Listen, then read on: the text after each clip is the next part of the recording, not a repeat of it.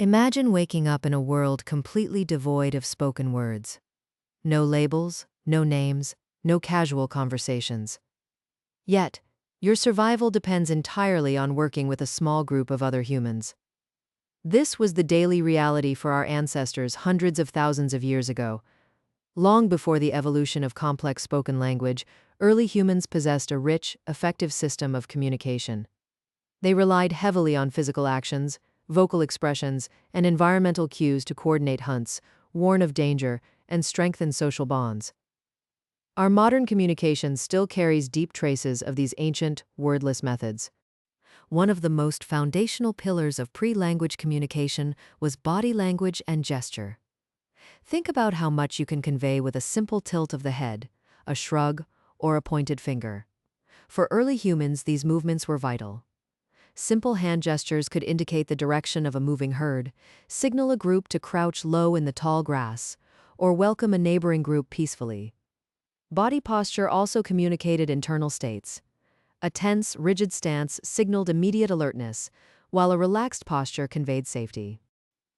These physical expressions allowed groups to maintain silent coordination, which was a massive advantage when stalking prey or avoiding predators. Alongside physical gestures, our ancestors relied on a sophisticated palette of non-linguistic vocalizations. These were not random noises, but distinct, intentional sounds. Think of the universal human gasp when surprised, or a sharp grunt of disapproval. Early humans used varied pitches, rhythms, and volumes to convey precise meanings. A low, guttural growl could warn others away from a carcass, while a melodic coo might soothe a frightened infant. Research suggests that these emotional vocalizations eventually laid the acoustic foundation for the structural elements of speech, rhythm, and tone that we use today. Beyond their own bodies, early humans learned to communicate by modifying their environment and utilizing objects. Long before anyone drew cave paintings, our ancestors left physical markers. A deliberately placed pile of stones could mark a freshwater source, or a broken branch might show the path a group traveled. The control of fire introduced another profound tool. Smoke signals allowed groups to communicate across distances that the human voice could never reach.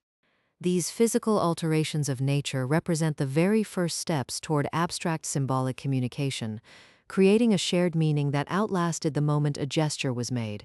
Finally, we cannot overlook the biological mechanisms that supported these interactions, specifically mirror neurons.